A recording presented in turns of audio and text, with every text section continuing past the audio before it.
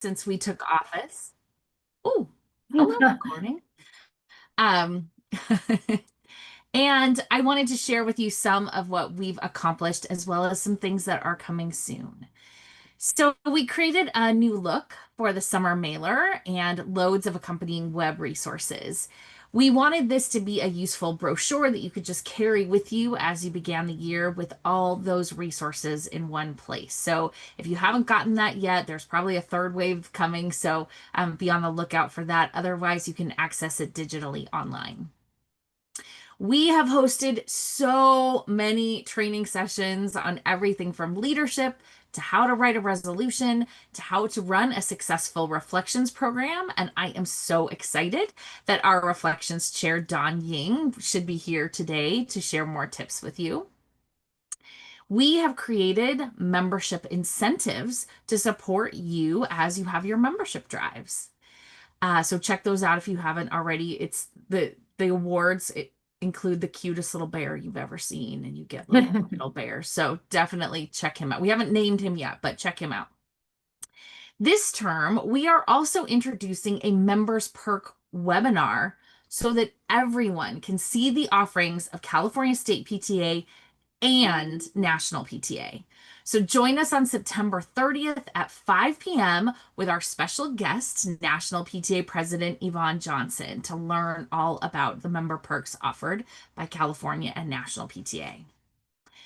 Currently, there are grants galore for you to apply for, both at the state level, and our chair, Rebecca Hernandez, should be here soon to share that information with you. But there are also grants from National PTA available right now. Did you know that every high school PTA who applies for a grant from National PTA is guaranteed at least $100? So check it out. The window to apply for National PTA grants closes September 24th. That's this Wednesday. So apply as soon as possible to take advantage of these great opportunities because we don't want you to miss out. And side note, they're having a competition among the states to see who can apply for the most grants. And I don't know about you guys in second district, but I'm competitive. So let's just apply and show them that California, wants to get those programs into our schools. I know compliance may not be everyone's favorite word, but to help you with that, California State PTA's annual insurance webinar is this Wednesday, September 24th. If you can't join us live, don't worry, just register for the Zoom and we will send you the recording. This important informational webinar with AIM's very own Jamie Fagan, who's amazing, will help you fully understand what is and isn't covered by our insurance, how the new online payment system will work and be easier for all of us, and the ins and outs of workers' compensation. We'll even have time to take some of your burning insurance questions, so bring those and join us on Wednesday. Keep checking our website and social media accounts for the latest news. And if you haven't already, please be sure you sign up for our newsletters, which so far this term have been packed with a ton of useful information to help you have the best year ever. I want to personally invite you to our annual legislation conference, which is going to be held in Sacramento, February 2nd through 3rd, with an optional reception on February 1st. Some of your very own board members are on our ledge team that will be hosting this event. I'm looking at you, Carol, and I know Linda isn't here today, but I'm looking at her too. So it would be lovely to have a strong second district presence at the Ledge Conference. I also hope that you're planning to join us in Fresno. I mean, yes! Everybody say it with me, yes! For our 2026 annual convention that's going to be held May 1st through 3rd. It will be 3 days packed full of the best workshops, panels, speakers, networking, vendors, partners, and a state dinner with a dance. The board of directors and I are so excited to see you there. My theme for the next 2 years is today, tomorrow, together. The work we do to positively impact the lives of all children and families is not only for today. It sets up those who come after us to have a successful tomorrow. PTA is over 125 years old, but we need to work together to ensure another 125 years. So thank you for joining us this year to do great things for kids and families. And I wish you all the best luck this year and enjoy the rest of your meeting.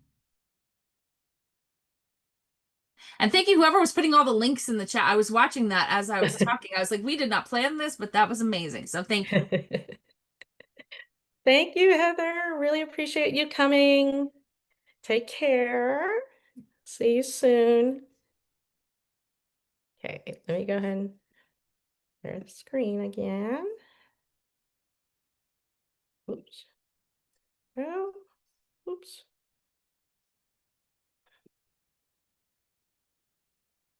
Okay, there. Oops.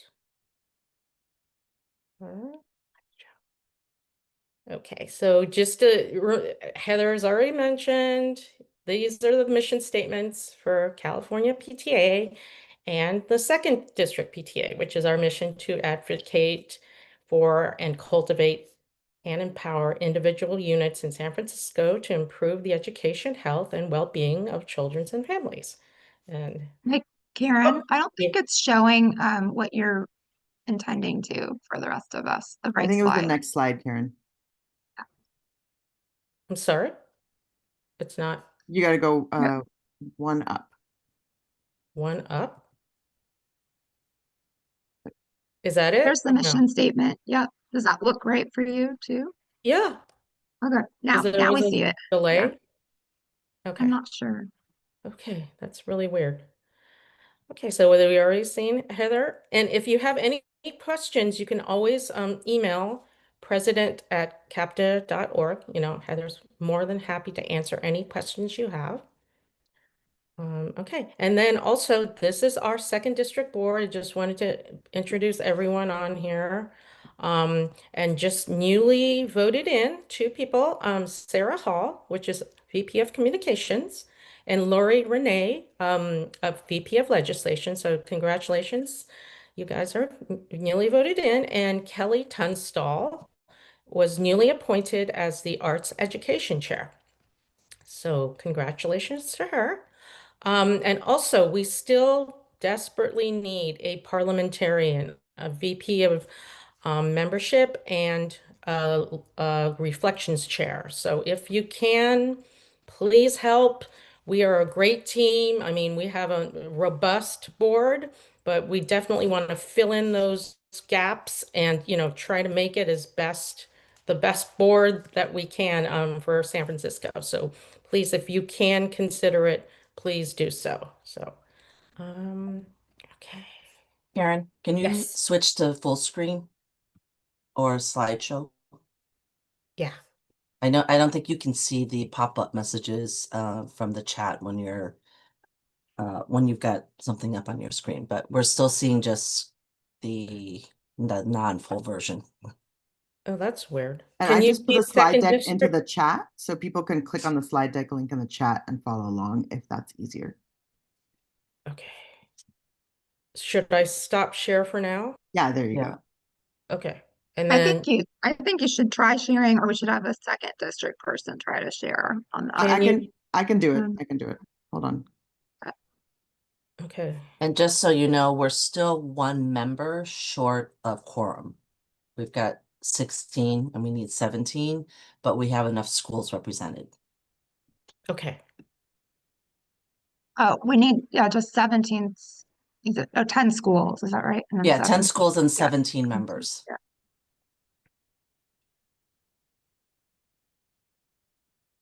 Is that better, everyone?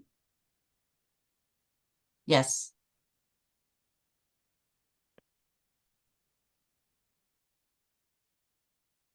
Okay. All right. Are we good? Okay. So Tina, you're in charge now, right? Okay. Okay. We can go to the next slide. Okay, so so just gratitude to our units. Thank you again for joining us today. And then just a little reminder, please be mindful and respectful while others are speaking and when sharing your thoughts and opinions. And our group is a safe place for all and to feel welcome and heard. So next slide. And we're just giving a little overview over the agenda. So we're going to do a little bit of business, and then we're going to hear from Tim Burke, from SFUSD LCAP Director, Rebecca Hernandez of the California PTA Scholarships and Grant Chair, and Don Ying, California PTA's Reflections Chair. So next slide. And then here's our agenda. So just glance through it real quickly. And then let's go ahead and next slide. So let's go ahead and approve the meeting minutes. I don't think we can approve the meeting minutes. We don't have quorum yet. Should we skip this and come back to it later? Yes. Oh, okay. Yeah, we need one more Do we need person. to? Well, I guess we can't make a motion. Wait, let's see. Sue says she can come on. So let's Okay. say, come on, please. Okay, I'll give her a quick text. Okay. All right. Okay, so if we want to skip all these until she comes on, Can budget- table the can we table that? things that are just voting and come back to them. Yep, no problem. Okay, let's table that. Can we do the budget? No, not yet. We could start Mm. with presenting it unless you have something else that you'd like to skip to first. No, we could present the budget. Okay. And Sue said there she'll be right there, so she's coming. Okay. I can stop sharing so Gina can start sharing. Well, you could just click it. I can't. I'm in presentation mode. Oh, okay. Let's see.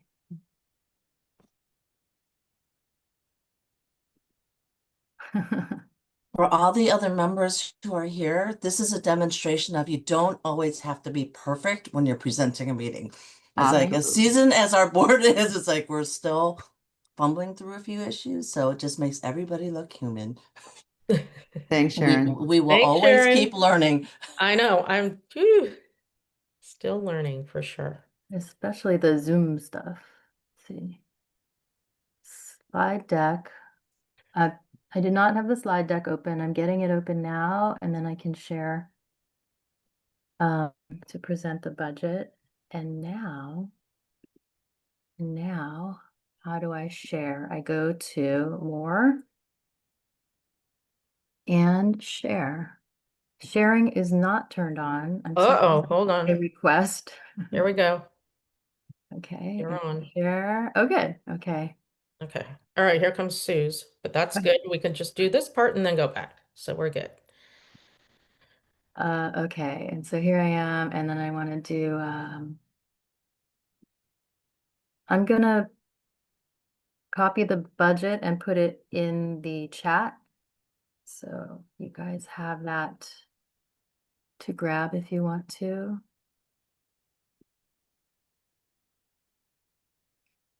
There it is. Can everybody see the budget? Mm-hmm. Yes. Okay.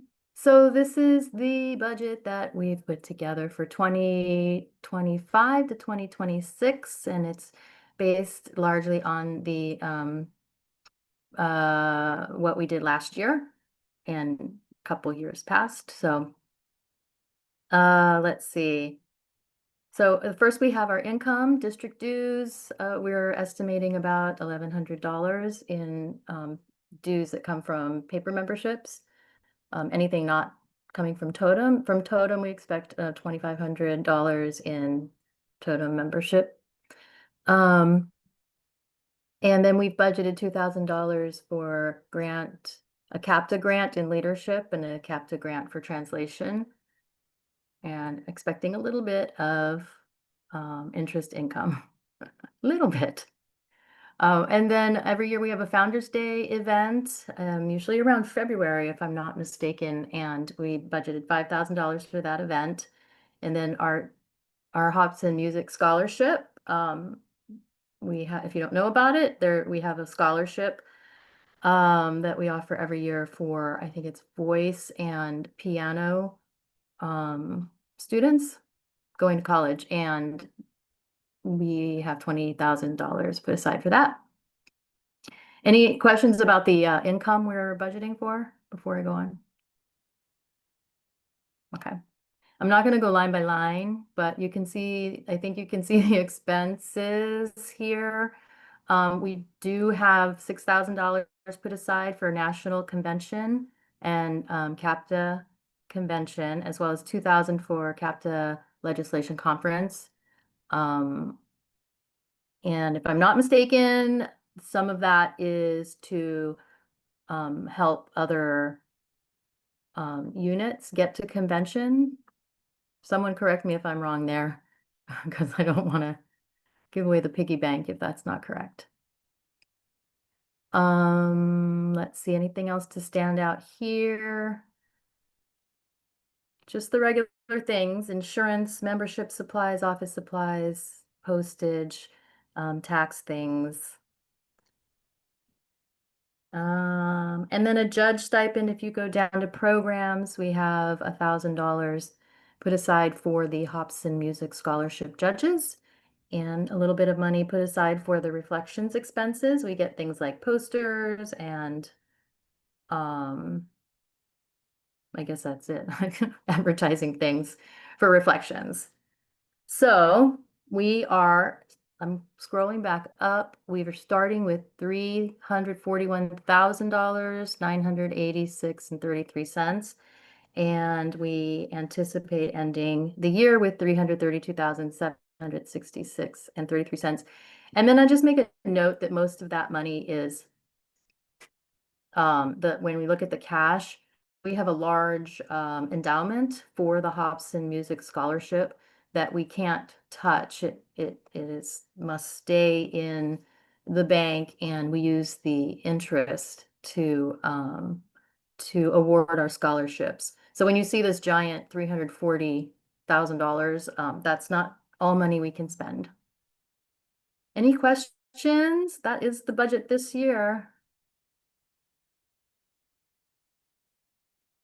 One question, that grant money, what is it held in to generate interest? It is in money. No, it's in a Schwab account. It's in a couple CDs. A couple CDs. Yes, thank you. Cool, thank you.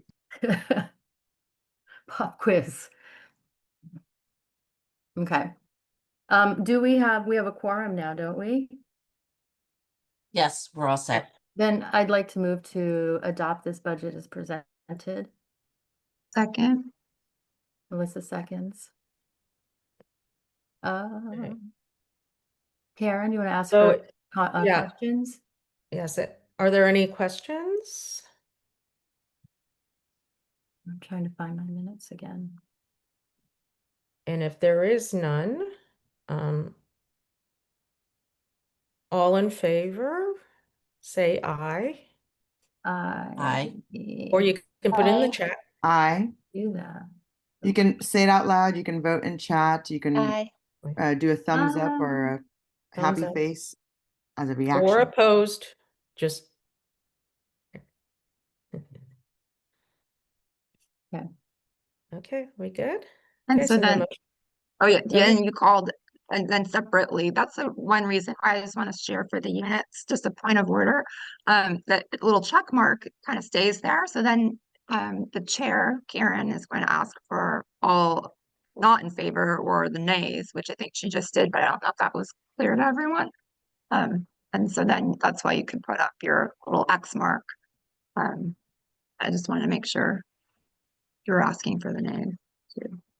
Yes, thanks, Melissa. Okay, so the motion passes. Thank you. Presented. Okay, so now we can go back to a couple of slides back. You can stop sharing. Okay, I'll stop sharing. And then we can go back to the Tina, are you? Yes, I'm on it. Right. Okay, good. One second.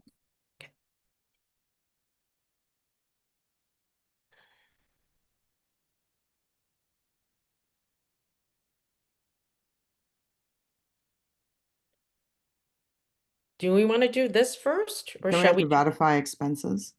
Can we do that first, since we're already looking at it? Sure. I think Yeah. we should finish off with the financials and then we can go back to the minutes. just for continuity's sake. Okay, sure. So let's just do this. Okay. Okay. Alrighty. So last we met was, oh, where's the first? There's one before this. There's a slide before.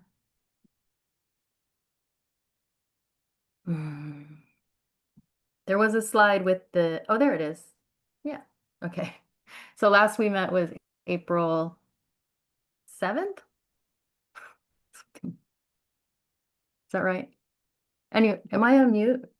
No. So No. these are expenses from the last time we met, our last general meeting, and the end of 24-25.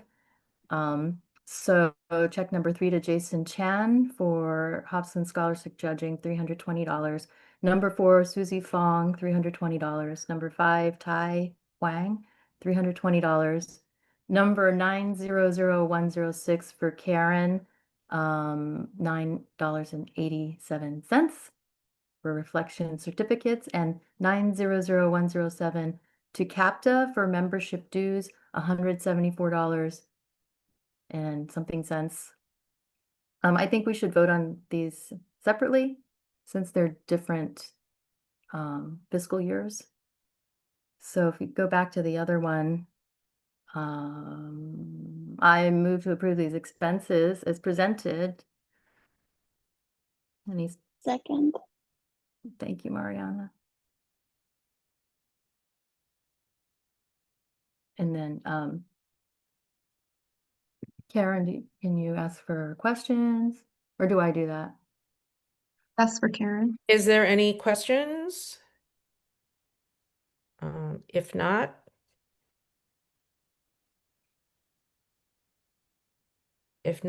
can I all in favor? Say aye, use your check mark, use your thumbs up, do it in the chat. Or any opposed? Give it a minute.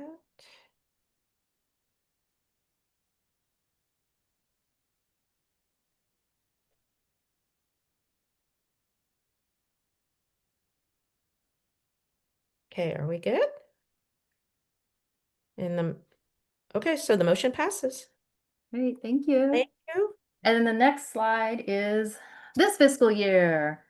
We've been busy. We have written checks 900108 to Karen again to pay for the training food when we had our district training, $832.66. Check number 900109, Gina Morris, checks.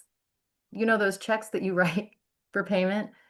$126.34. We ordered checks.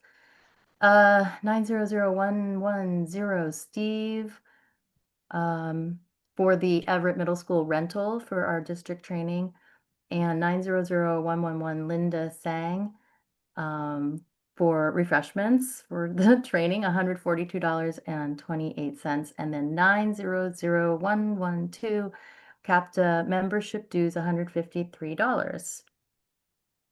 And I move to approve these expenses. Do we have the actual awards, the award checks also? Wouldn't they be in this window for the Hobson Scholarship? That is correct. Why are they not here? Okay. So what should we do in that case? You can also, if you have them handy, Gina, you could just speak to them, or you could put them in the chat. Yeah, I You think want drop it to in the chat and speak. ratify those as well. Okay, hold on. No, nobody move. I'll be right back. And I don't remember, but I feel like we're still like in the middle of the motion technically, but Yes, we are. like let's just pretend that Can we that pause the didn't motion until happen. we? Yeah. You can withdraw it. There was no second, so I'm here. no motion on the floor. No motion on the floor. You withdrew your motion, right, Gina? I motioned. I don't think I got a second. Yeah, so we're good. Okay, so then Second. Should I? I can type it in the chat if you do. You have the actual check numbers? I do. Do you want to type it? Yeah. So I it's can- check 0050 20. Okay. for Stanford University, $6,000. Hobson Scholarship. And then check 0051, University of the Pacific, $6,000.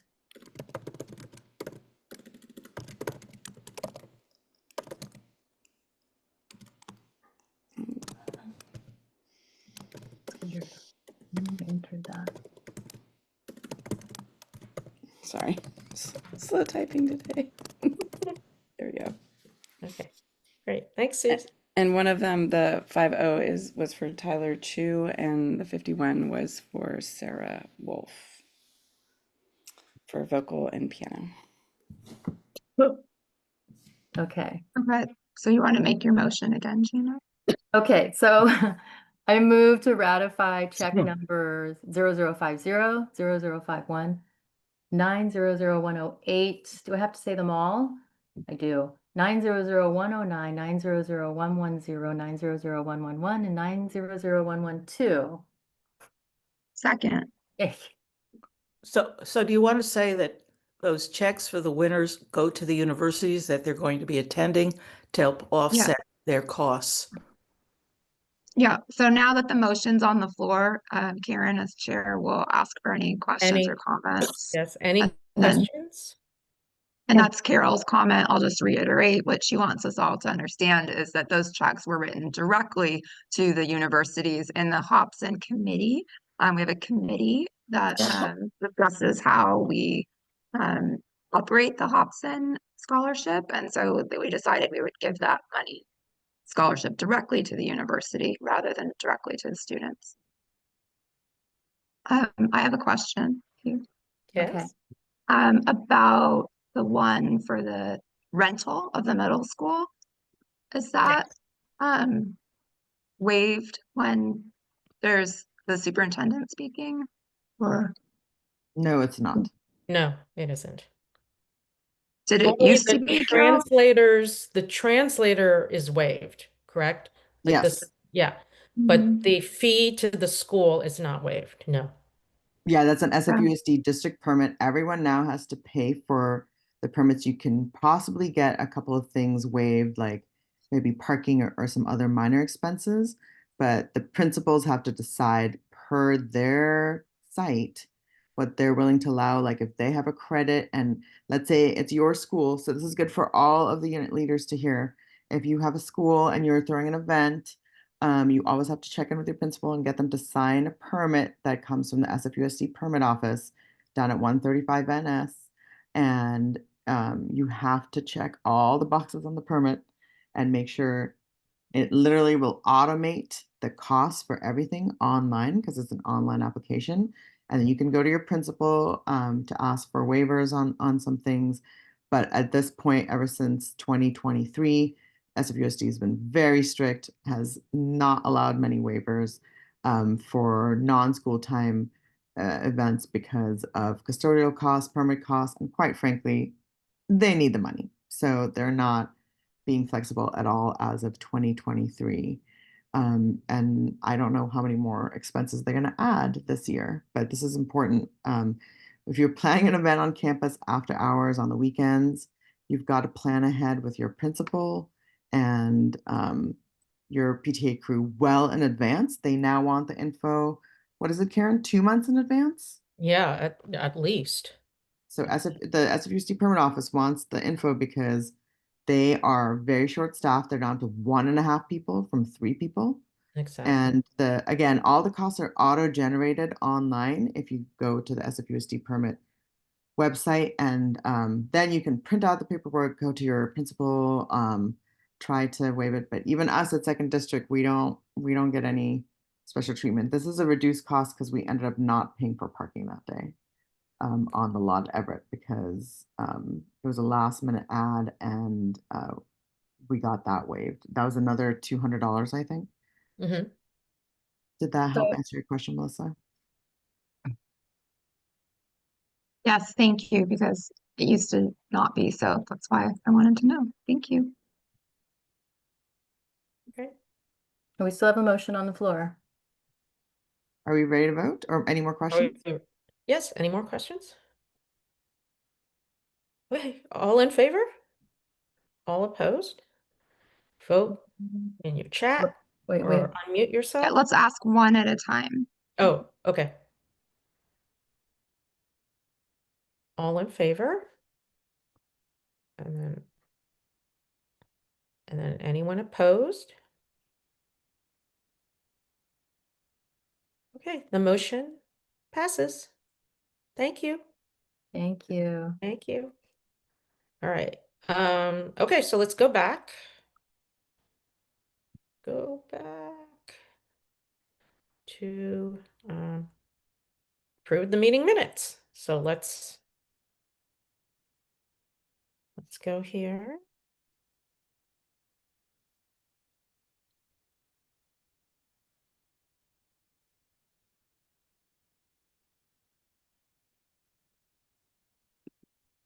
Am I doing this or Oh, Yeah, Astina's not here today, so I think it'll have to be. I don't know. I guess you can't click on that let me see. Hold for on. me. No. Hold on. I'll do it. I've got it, Karen. Okay. Should I post it in the chat? I'm just trying to zoom in. Yes, Okay. please add to Yeah, the chat. let me put it in the chat.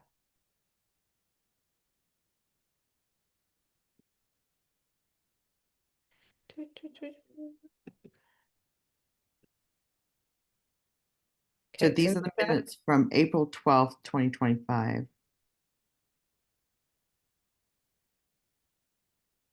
These are all the folks who were in attendance. I called the meeting to order as a past president. We had quorum. We presented the last minutes, and they were approved. And we had a slate of nominees for our new second district board officers. We elected them in. We presented the financials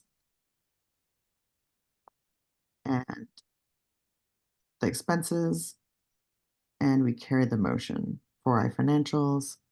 We made a few announcements. We hit our membership level of 7,018. Not quite hitting our goal, but it was still a record number of members. There was an increase. We talked in depth about the increase of the captive fees.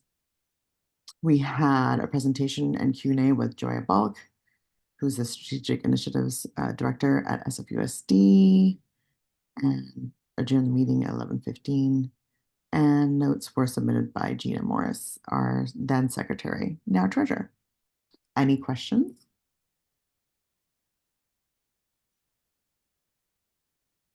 Okay, so all right, so minutes from the April 2025 meeting has been reviewed by our district PTA board members.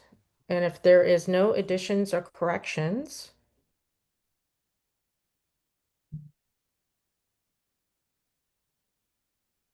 the minutes will stand approved as presented. Thank you. thank you. Okay.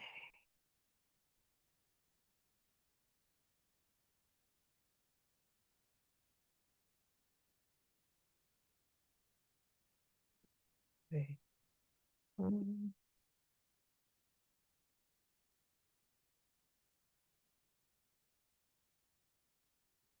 Oops, thank you for bearing with me. Let me go back to the slides.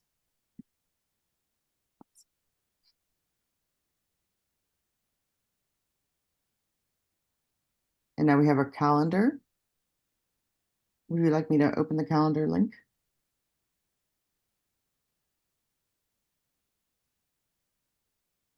Can I do And it? Sharon's posted our draft calendar on our SFPTA website in case anyone wants to take a look.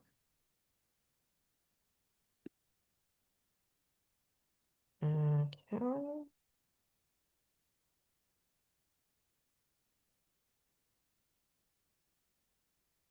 Am I sharing it or are you putting in the, I'm putting it in the chat. Great, thank you. I'm sharing. Okay. I'll put it in the chat. Please just read along as I scroll. I'm not gonna say all this text out loud, sorry.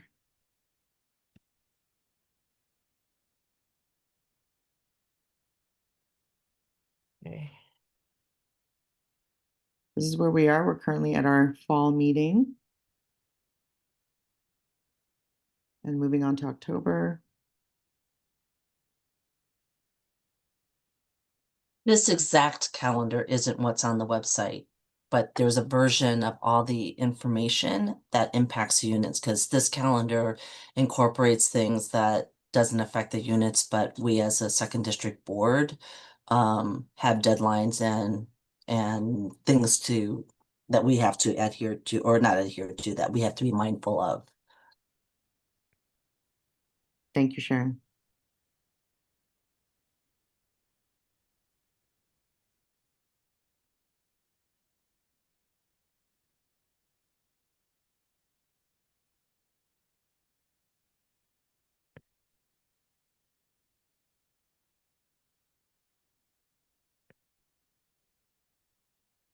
All right, I'm at the end.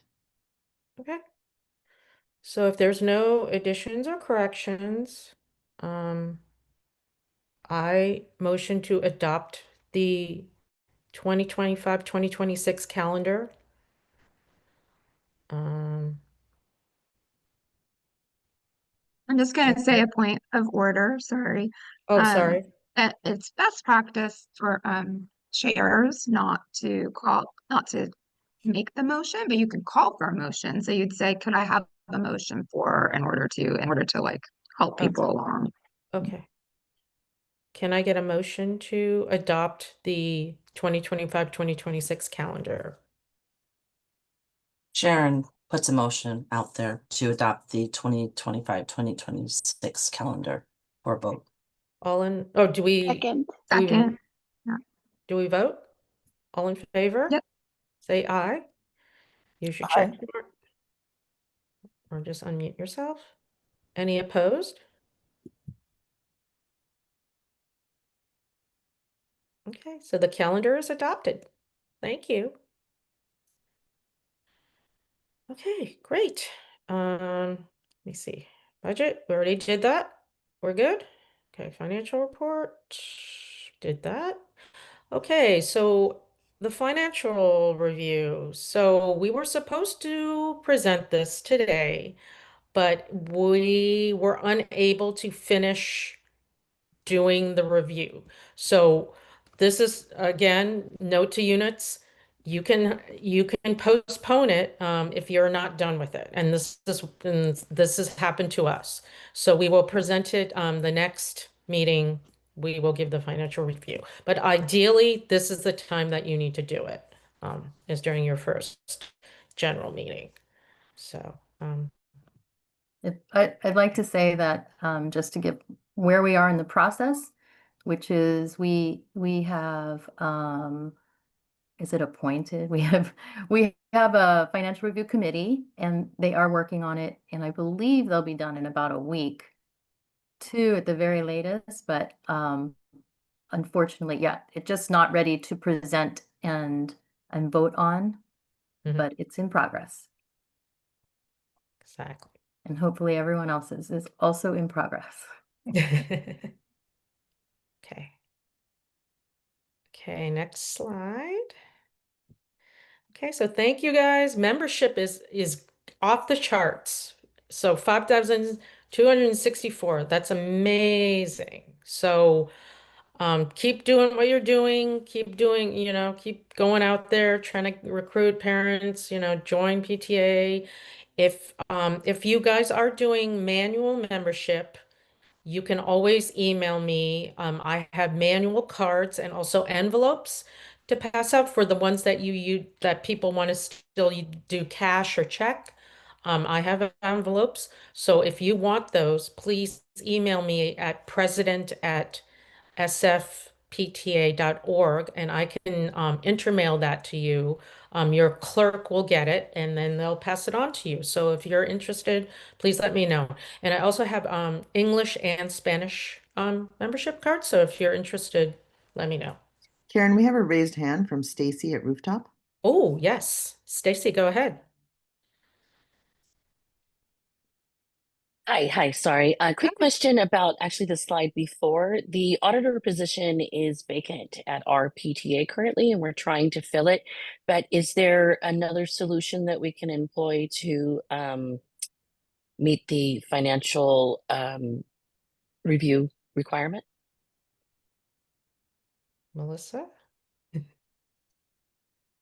Yeah, you could appoint someone else to be the financial reviewer.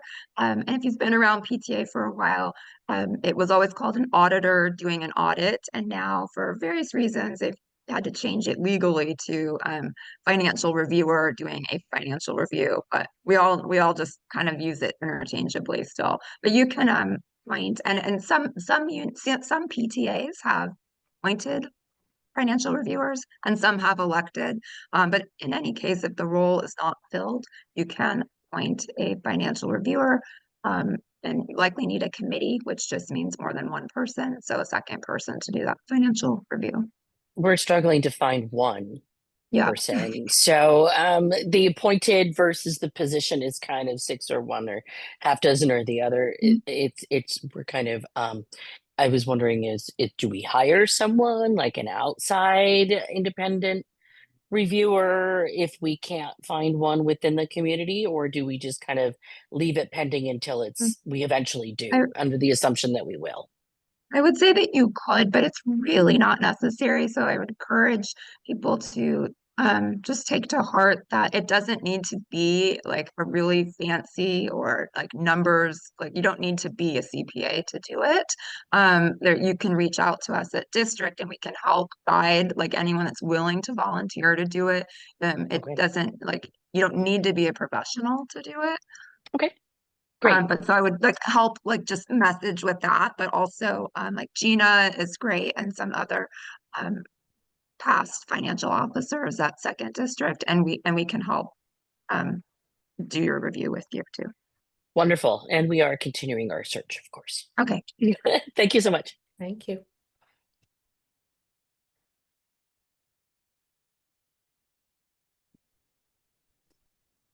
Okay.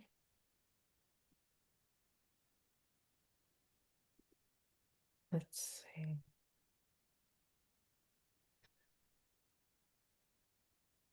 We're on membership.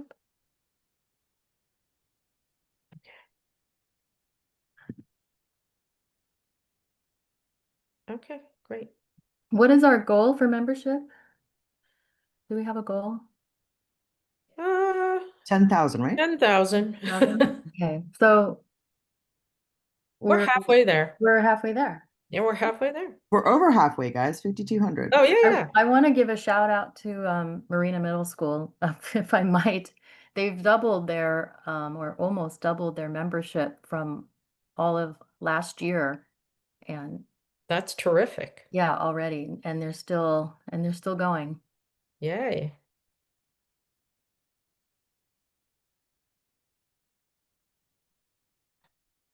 So yeah, all the when I spoke of manual memberships, most of you guys are on Totem, which is perfect because again, it's just easier for units to not have to pay national or California. All the dues are taken out automatically. Whereas if you do manual membership, your treasurer does need to keep track of all your members and then send in a check to 555 Franklin to Gina.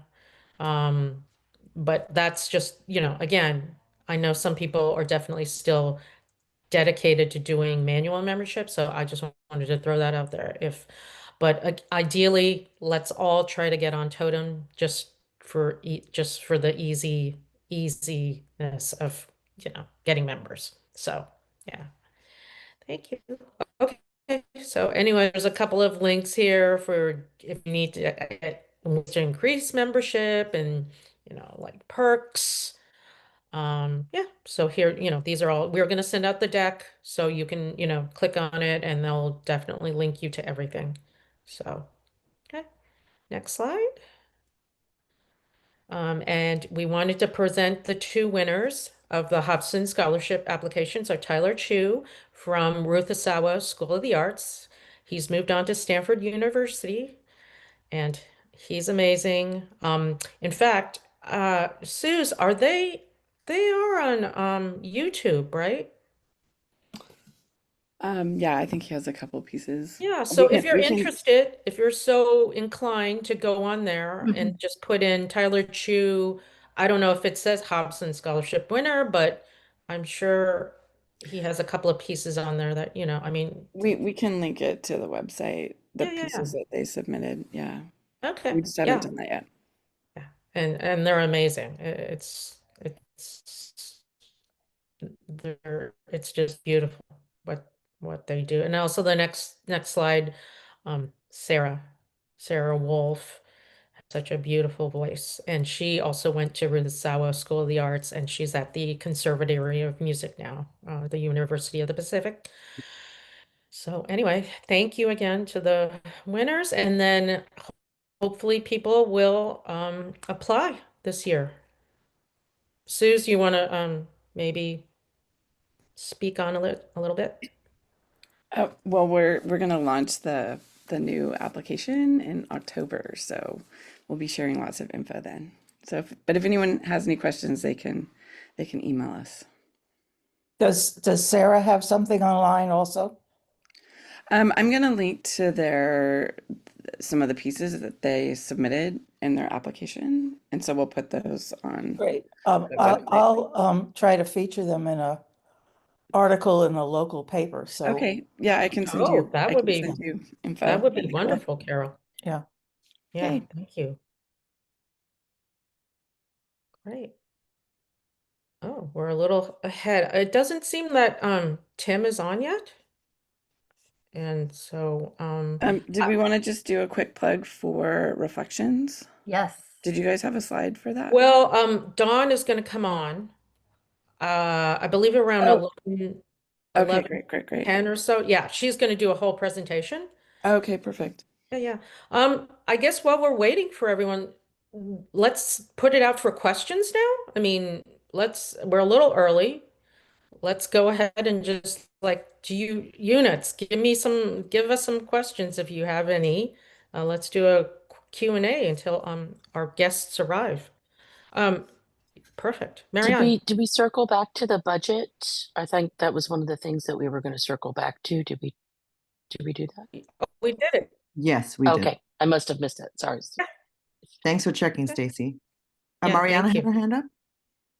Yeah, I was curious how your last meeting with Dr. Sue went. I know that we discussed it at the training, and it left me curious as to what she said, how happened.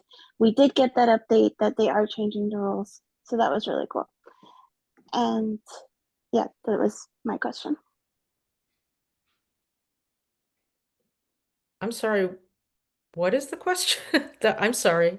Oh, Mariana was How did asking the about how meeting the with last, Dr. Sue go? yeah, your last check-in with Dr. Sue, Mhm. how did it go? Oh, well, we in the newsletter we actually sent out our notes. Me and Ruben sent out the notes from our meeting with her. Did you not get it? I'm actually not sure. I'm gonna check that Oh, now. Thank you. okay. Yeah, we definitely did. If not, I can send you the link later. That's fine. Let me I can find it now, Karen, and put it in the chat. Can you? Okay. Yeah, we definitely decided with permission with Dr. Sue that we send out our notes when we had our meeting. Yeah, definitely.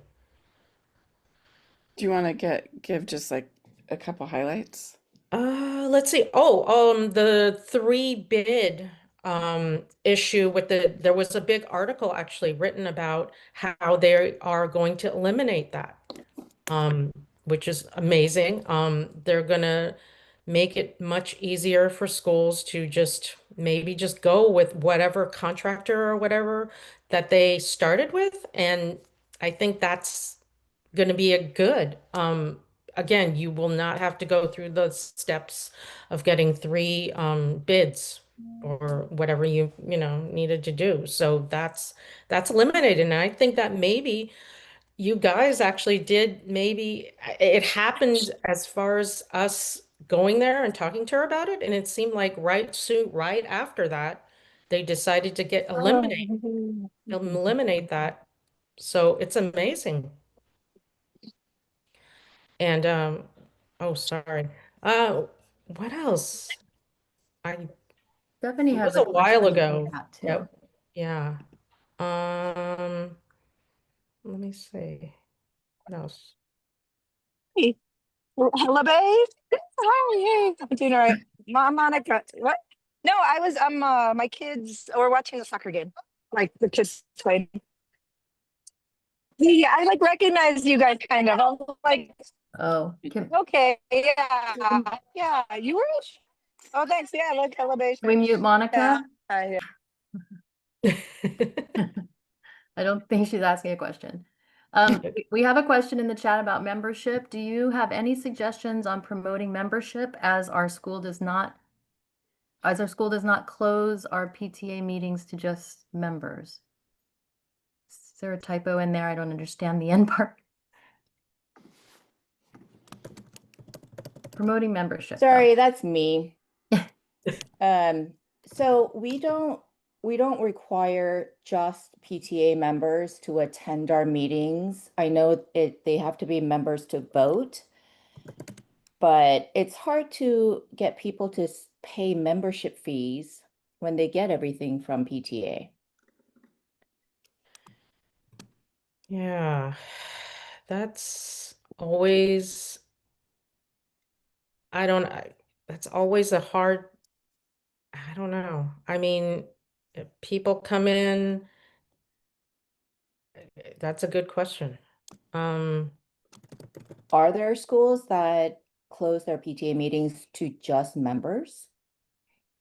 I'll just speak to that. I personally hope not. It's not like a rule for sure. We hope that PTA meetings are open to like all of the community, that everyone's invited. And then, like you said, it is true that only official members can actually vote. So that's one benefit of voting. Then you might carry the conversation on to like, well, how inclusive can that be if they have a barrier of the membership dues? And so there are some ways that schools will help to, or PTAs will help to sort of cover the membership costs, the basic cost, which is $575 now per person per member, and then the unit will cover that. So for example, if you want all of your teachers to become members, and you offer to cover their PTA membership, they can become an official member by opting in, but the PTA would pay the $575 for their membership dues. Does that help address some of your questions? Yeah, I'm good. Thank you.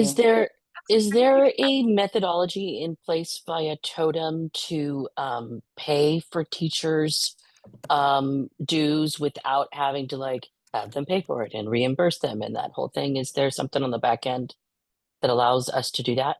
Yeah, do you usually, when people decide to donate extra money, because usually there is an option on there that says, would you like to cover somebody's membership? You collect that money, and there should be on the dashboard for Totem, it says donations. So if you have any donations, you definitely can pay for teachers or whoever needs to have their PTA, membership covered.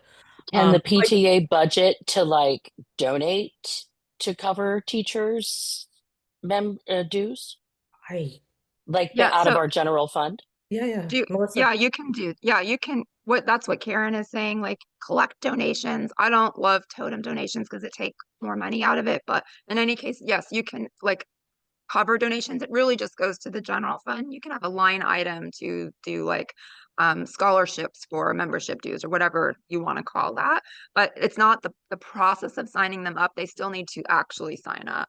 So there's nothing Okay. on Totem that lets them just like, I'm signing up without paying. So anyone signing Okay. up through Totem is actually paying, but other people can, you know, donate extra money or pay for 2 Oh, memberships, and then eventually to it cover would it. help cover the costs of that 575. Whether you charge $6 for your membership dues or $20, that would be really high, but some PTAs do that.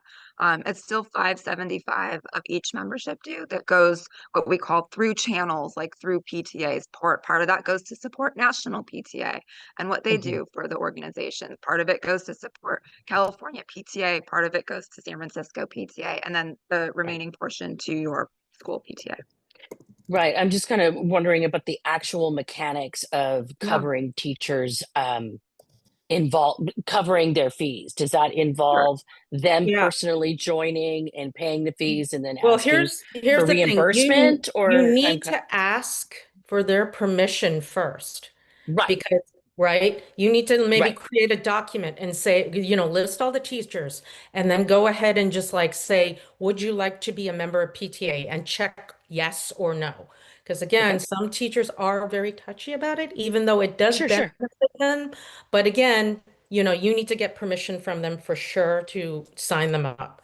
And then after you do sign them up, you need to enter them manually into Totem. And then also keep record of how much money you are taking out of the donation part in Totem. You know, it's all you know, again, That's a yeah. little bit like complicated when you bring Totem into it, but I think your question is, do you need to reimburse them? No, what you need to do Well, is no. send 575 to account for them. So if you have 10 Okay. people, whether they're a community member, a teacher, or a parent or student, and they're not paying, they've signed up for PTA, but they're not going to pay their dues, you just need to pay 575 for that number of people. And And you there's can write a check. there's probably some sort of help topic on Totem that I can look up about this, right? Do you think? I actually think it's easier if you just think about it as a manual thing. And so if you Okay. know that 5 people just say or just want to sign up, but they want to not pay for their dues, but they want to be a member, that's fine. That means your PTA just needs to do 575 times 5 and write a check and send it to Second District PTA in the mail. That's the easiest way to do it.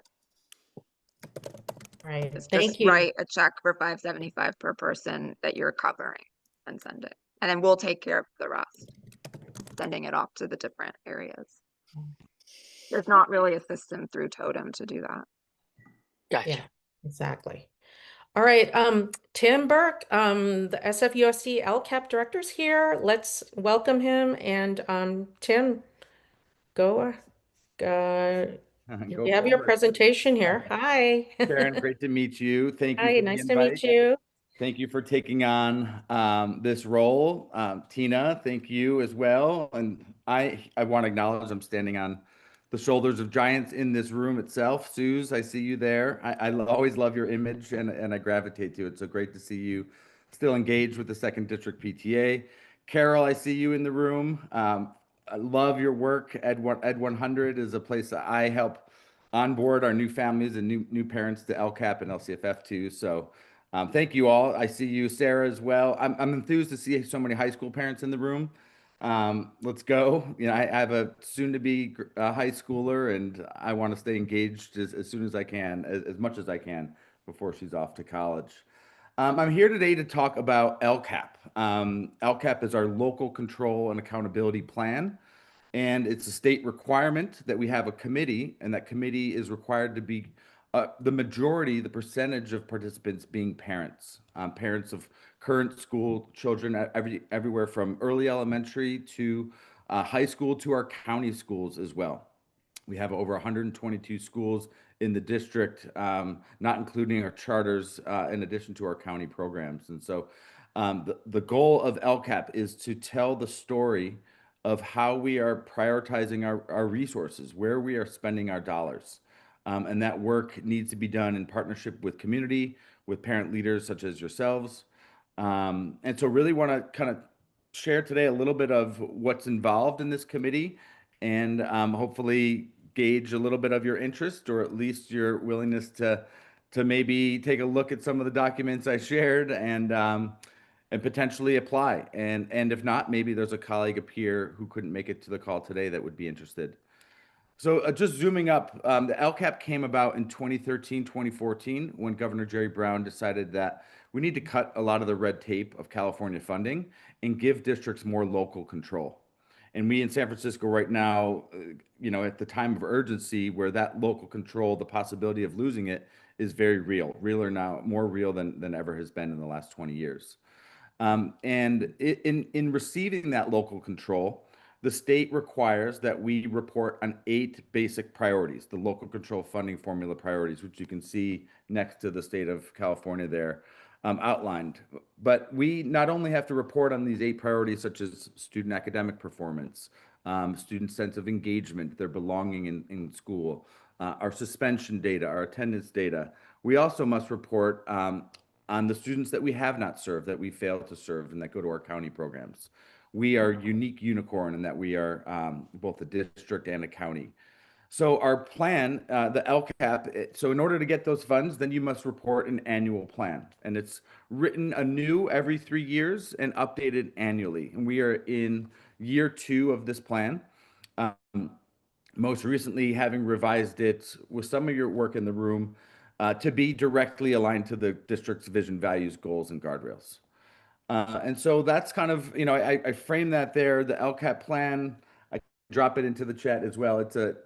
This time it's an 85-page document. It's usually hundreds of pages. I'm trying to make it as accessible to families, ideally written as if an 8th grade reader could access it. But overall, it's a state compliance document as well. And a lot of the structure of how the plan is written is required of how the state goes about it. So if you could go back to the previous slide. So the committee is made up of 23 different members. We have 12 different parent and student advisory groups in the district. That one with the big orange bubble there, yeah.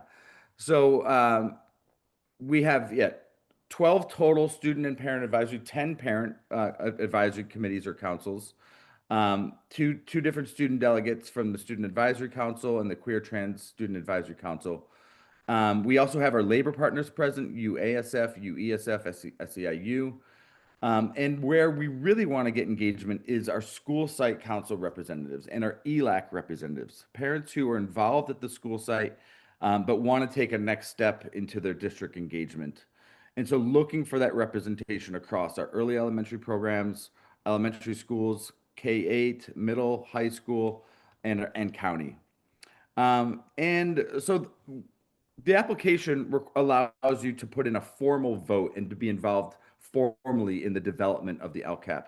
But our meetings are open to everyone. And there's points in the year that we want to bring in district partners, such as Second District PTA, or Parents for Public Schools, SF, or Coleman Advocates, or SF Parents, so that we can take a real look at how our system's performing and gather direct recommendations on what we could do better, where we can put our investments to improve those efforts. We know that there's a finite pot of money around, and so the LCFF dollars specifically report on 3 focal student populations: foster youth, English learners, and students with low socioeconomic status. But we can't tell the story of what we're doing for just those focal groups without telling the larger story of our Tier 1 supports and program. And as I said before, if I haven't said it already, getting to know LCAP, there's many layers to the onion, and onion's a good analogy, or you could say it's drinking from the fire hydrant. The more you know, the more you realize how complex and challenging both the process can be, both at the state level and both in trying to uncover the nuance that is both our district and county schools here in San Francisco. But it is real work. It's exciting work. It's connected directly to the superintendent, to district leadership, to have real two-way engagement and conversation. So on slide 23 there, it frames a little bit about the purpose of the committee. really to kind of understand the district's goals and priorities. Where are we making the mark towards those goals, and where do we need to improve? You get to give input on those goals and actions and services. And it's really a charge for you to bring in not just the experience of yourself as a parent here in SFUSD, but those of others as well. So kind of a direct call to go out and engage other parents, gather that street data, so to speak, that parent voice, and bring it into the room for those who can't be present. The meetings are held monthly. They're in over at Civic Center Auditorium across the street from 555 Franklin. We are aiming to do some more hybrid meetings this year, so you have some virtual options as well. And all of the goal is kind of ramping up towards a presentation that that the LCAP parent leadership presents to the Board of Education at the beginning of June, called the LCAP First Reading. And so there's direct involvement with board members and to really give input into the plan. The whole purpose of the state statute is to have meaningful engagement, two-way engagement with community members. And so that's the little spiel. I'm happy to share additional resources. I dropped into the chat an overview, the application. I have another slide deck. I'm a visual learner, so here's another just kind of onboarding slide deck that I use with new people. And I'm happy to pass the mic to Suze or Carol if there's anything maybe I left off that you want to call out. I know you've been involved in various iterations of this committee for many years, so we'll open it up to you both or to questions from the community. This is Carol, and I have a question, and it has to do with the timeline of the LCAP and the district budget. And how does the LCAP plan impact the budget decisions? Carol, that's the best question I've heard asked, and I wish I was asked that when I came onto this job 3 years ago. It always felt to me, in my experience of doing this, that the budget's been baked in February, and we're getting LCAP community engagement in March and in April, and making our recommendations to the board in June, when the reality is the budget's been baked for that year already. You'll see that the recommendations that our community's made have been consistent over the years. And so we know that change in public education takes time. Priorities like hiring fully credentialed teachers and retaining those teachers and staff members has been an ongoing priority. My goal, and really the goal of what Chris Mount-Benitez, our new CFO, has come into it, is that we are speeding up that input cycle so that by November, when the California dashboard data drops on November 13th, we will have understood how we performed holistically in our system. And that in December, January, we are getting that real feedback, engaging with it to make those suggestions and suggested revisions before the district's about to go through another, painful $50-60 million cut. So the goal is that this work is really going to be done in December, January, February, with some tweaks then to inform our community when the March spring summits happen with SSCs. So that when we come to the board in June, that the district's really saying how they heard this feedback back in the winter and adjusted it and adopted it into their decision making for as we present the next year's budget. That's exactly what I was getting to. And whether, for example, you have, when the district starts its own budget process, which follows the governor's announcement of the proposed budget, the LCAP committee gives provisional recommendations to the district in writing. And then you get a response so that when you do have something that comes out in June, you can tell how you have impacted those decisions. Correct. And last year, the staffing model, I mean, it was up to the wire to get, even the first reading board date was changed because there was so much of the last minute work to cut our budget. We definitely do not need to repeat that this year. And I'm hearing that the staffing model process, the budgeting is even going to be starting in October, November with the CFO, with that leadership there. So I'm excited that we can use what you just said to say we need at least provisionary recommendations out first, so that you're really budgeting and planning with what our whole community is seeing as the need, based on data, based on experiences, based on what the board's goals and priorities really are. It kind of felt, yeah, I'll leave it at that. I'm happy to take other questions though, or any questions about the process, the commitment. We have a question from Stu. Hi. Yeah, I'm still let's see, trying to formulate what my question is. I think it's similar to the previous question, which kind of comes down to like, what is the power and demonstrated power of this board, beyond just, you know, being another oversight committee of sorts? And is it to the state budget or the way SFUSD does its budget? And what can you give examples of how input from this board has changed concrete things? I mean, I'm the question comes from like this sense in San Francisco that we love having commissions on everything, and sometimes those commissions don't add value but do add friction. Yeah. And I get the sense that since this is associated with a state mandate, it's not that, but I still don't have a good sense of like what its concrete influence and output is. Like what has changed due to opinions from LCAP? I mean, frankly, I'll speak candidly. You know, it's not the first time I've heard someone come to me and say, Tim, it feels like this whole process is gaslighting. And that's something I hear across all districts that engage in LCAP.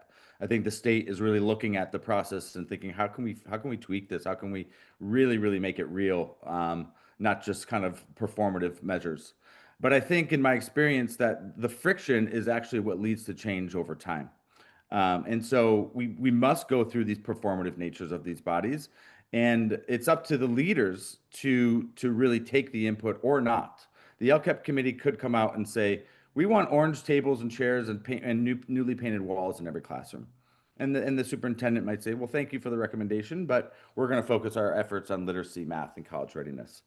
But mind you, like these goals and guardrails that we have as a district, this is the first time in decades that we've actually had, you know, we had Vision 2025, but it was very performative in like the aspirational goals that we want for kids. Now we actually have concrete measurable outcomes that we're aiming for. Yes, they're very rigorous, but we need to be able to kind of hold ourselves accountable to that. So the friction is where the work has changed over time. I think some of the things that the committee's done over the years, and Sue's jump in with your input, but translation for IEP meetings. That was something that didn't always happen.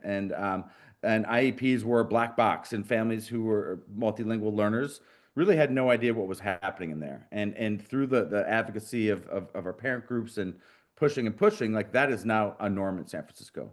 And a right that all families should have had, but that just weren't, you know, having access to. The system was not performing as it should. So there's a tension of the compliance and accountability, but how do we go on to that to actually be real in the sense of paying attention and listening to?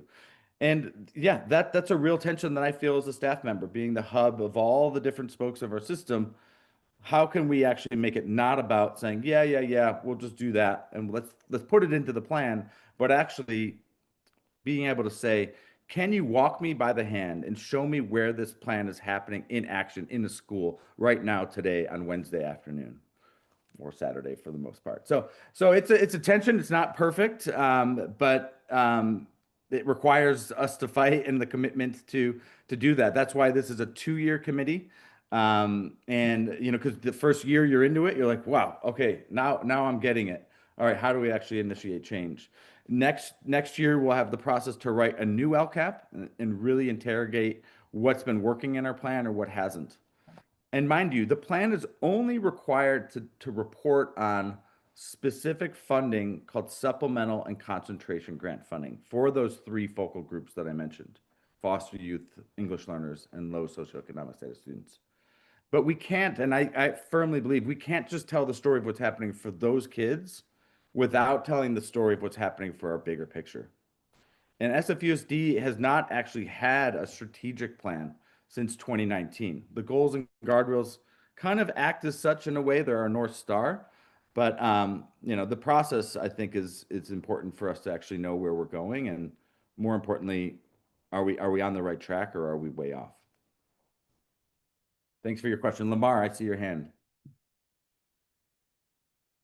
Good morning. This is Lamar Haystack. I'm president of the Presidio Middle School Parent Teacher Student Association. Thank you for your work. If you guys want to drop by Hardwood Bar and Smokery tonight, we're having our annual gala. Enjoy yourselves. I do echo the question that Stu asked, because I think basically people want to know, what's it for? What are you trying to do? And how does that make an impact anywhere? We see even elected bodies, it's questionable as to whether they have an impact on the conditions that we're experiencing on the ground. My question is more of an offer to you, Tim. If you want to take your act down the road, and if you have a specific value proposition specifically for those focal populations, Presidio Middle School PTSA would be pleased to work with you to reach focal populations directly. Awesome. And to invite other schools in the area, in the Richmond district specifically, but could it be open all, to be part of that conversation. I just want to offer that. I think sometimes when we get the representatives, it's hard sometimes for them to speak for folks, and maybe it's the LCAP committee that hears from folks, and so as a whole. So I don't know. I offer that to you. I don't know if that's work. You probably like it better at Civic Center Auditorium, but just offering our auditorium at Presidio Middle School and our library. I love that call out, and that's exactly the type of work that we need these parent delegates, these representatives to do. To say, all right, let's work it out to do a town hall with Presidio parents. We can invite the other community members around, but we do some concentrated, targeted efforts. We've been changing our cohort schools and the families of them for quite some time now. This year, they're newly juggled again with the cohort shrinking overall, but like it'd be nice to see like feeder pattern schools. We know many schools feed into Presidio, and Presidio feeds into some high schools. Can we create like a family of schools in that area, and then take this show on the road? That's exactly the type of engagement that is would be welcome in this committee.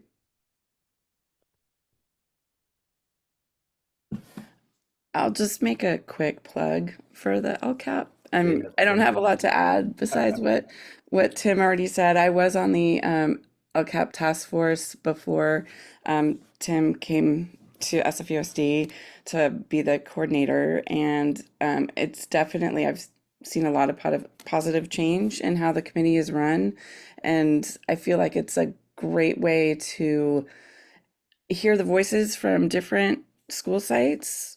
It's kind of like the mothership of the SSCs in a way. And you also have the opportunity to, hear from the budget office and, the people working in finance. And so over the year, you are kind of like tying the things together. And so I guess that's really all I have to say. I mean, if you have questions, I haven't been on it for a while, and I haven't been able to make it to the recent meetings, but I always found them pretty informative. And there was a question about the 3 focal communities. The LCAP is focused on that, but it's like what they say about everything. If you lift up those focal communities, it's better for the whole community. So that's my plug. Thank you, Suze. Thank you so much, Tim, for your time. You bet. Yeah, happy to engage. We appreciate you. Please, stay connected. It's only going to be as good as all of us together can make it as good as we can. And we know that change and improvement takes time, but all you are evidence of how, when a committed community can come together, we can actually lift up those voices. I see you, Stephanie. I see so many folks in the room that have been doing this work for years. So thank you for the invitation, and have a wonderful sunny Saturday ahead. Thanks so much. Appreciate it. Thank you. Okay. All right. Sorry, we're a little bit behind, but we're going to get to our next presentation, which is Rebecca Hernandez, which is talking about scholarships and grants. And I am going to share my screen. Go ahead, Rebecca. Good morning, Second District. It's awesome to have you all on this morning. Yes, as Karen said, I am the State PTA Scholarships and Grants Chair for this term, and I'll be really quick. I just wanted to make sure that you all are aware of our Scholarships and Grants program, and you're able to share it out to your councils and units. But our state fall grant program opened August 22nd, so the website is live and you can apply there.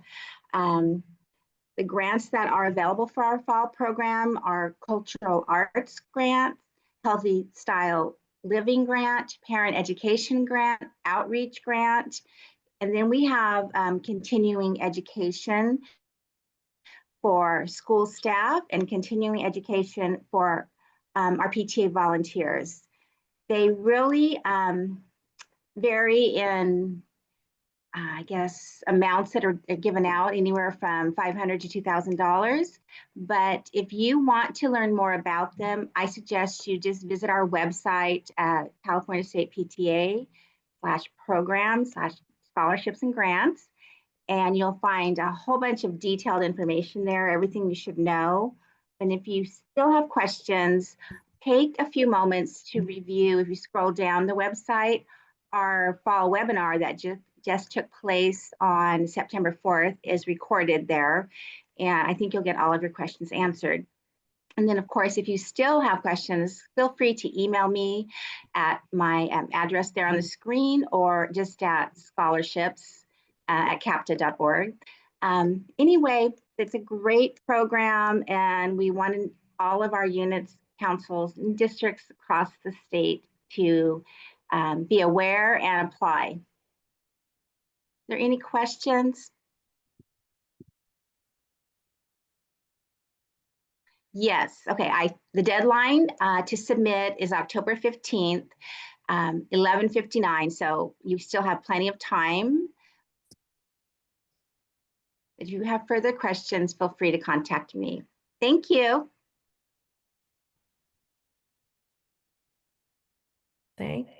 Thank you, Rebecca. I really appreciate you coming.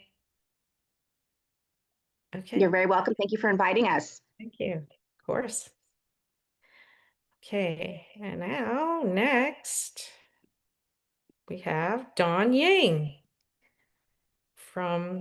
and she's going to talk about her bout of reflections. Thank you so much for inviting me, Second District. I am the California State PTA Reflections Chair for this term, and I am very excited to work with anyone in Second District who is running a reflections program or wants to start one, because there is still time to get one started. If you fill out the interest form that is on this slide, you will be able to get connected with Second District assistance. And on the next slide is also my email information, and I can assist you with any questions you have. Reflections is a wonderful way for our students to spend some time out of school thinking about our theme this year of I Belong, and coming up with some artwork that would express what that means to them. And we have 6 different art categories. So if a student is musical, they might come up with a musical composition that expresses I belong. Or if they're a visual artist or a photographer, they can come up with something that expresses I belong and use any kind of media or photography to express that. We also have a film category, and we also have a literature category. So if a student wants to write a poem or have some sort of little story that tells about how they belong in their community or what that means to them, they are welcome to submit that. We are so excited to see what the students come up with this year. Every year is a different theme, and we always are so pleased to see all of the wonderful things that our students create. There is a website that you can go to at the California State PTA website, which is on the next slide.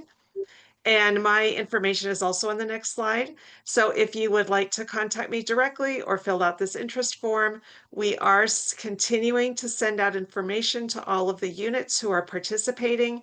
So please get in touch with us and we're happy to support you in your effort to either get started or continue your program. Thanks. Okay. Hey, thanks, Dawn. Really appreciate it. Thank you for coming. Okay. So, does anyone else have any questions? I know we kind of had to cut off a little bit once our speakers came on, but please, we still have, I know we're at 11:30, but if anyone would like to speak, please do so.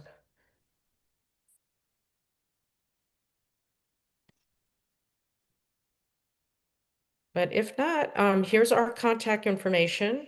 Always, I mean, if any time you have a question or anything you want to ask us, please contact us. These are all the ways to do it.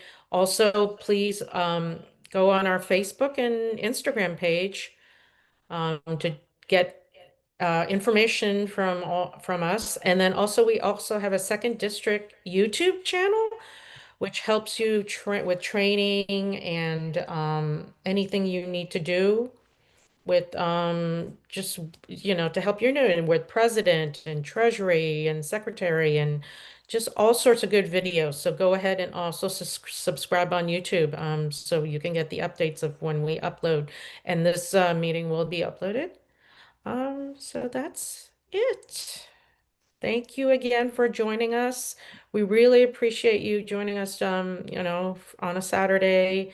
We hope we answered your questions and gave you useful information for you to take back to your units. So thanks so much. Have a good day, everyone. Thank you.